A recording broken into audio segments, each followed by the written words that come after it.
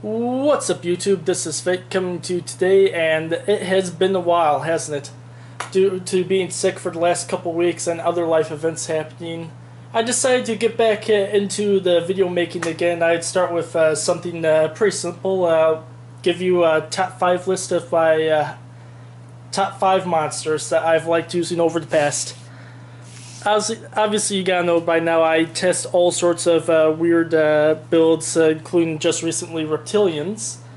So I figured I would share with you a little bit of my history and some of the monsters that have helped fuel that history. And without further ado, let's get into this list.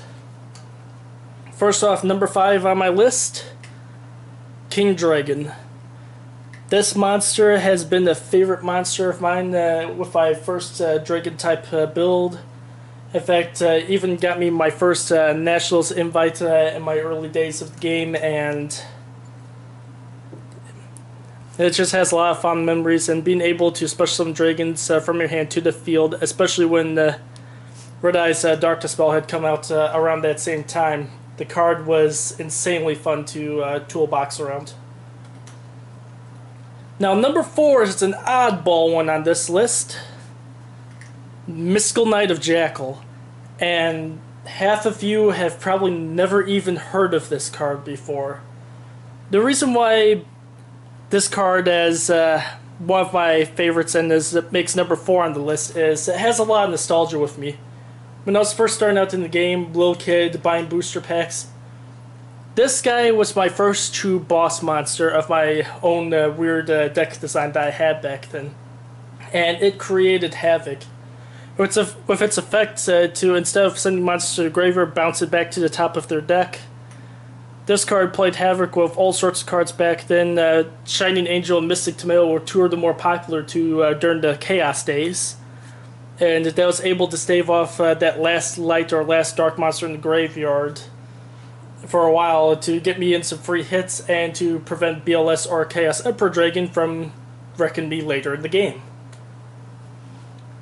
Now, number 3, and probably a good chunk of you saw this one coming, Shooting Quasar Dragon. Possibly the most feared dragon on the game, if you're staring this thing down. And what's not to like about him?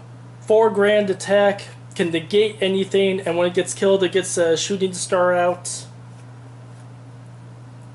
It's just when you start using them, especially with the plant soul charge 1 turn combo. What's not to like about shooting Quasar these days? And now, number 2 on my list, Divine Dragon Knight Felgrand. And chances are a bunch of you were probably thinking after viewing my channel, you'd figure he was number 1 on the list, but nope, one card being mapped, and we'll get to that in a second.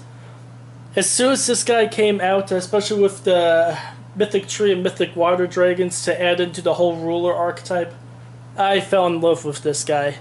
Just does so much for me.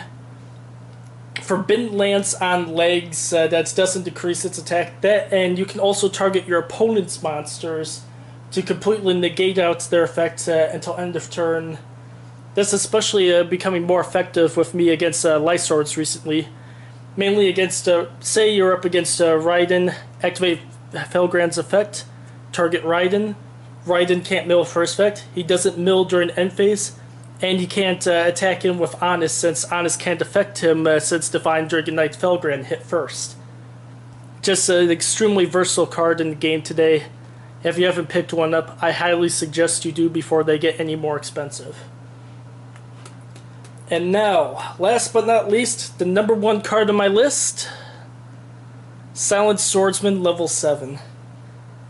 And I once upon a time built a Light Attributes level up deck, and after tooling around with that thing, I absolutely fell in love with this guy. I mean, take a look at this picture. That's probably one of the most badass warrior poses that you're going to get out of a Yu-Gi-Oh picture. That, and he's walking spell negator, Light Attribute, aka Honest target. Combined him with himself on the field, Royal Decree, toolbox and effect veil in your hand and an honest, you tell me you can get past this guy successfully without taking a huge chunk of damage. This guy can, and in certain control builds, when you do get that combo off, this guy can control fields by himself, and insanely hard to get around at that point. Which is why that warrior is number 1 on my list. Well, thanks again for watching, guys, and as always, comment, rate, and subscribe. And until next time.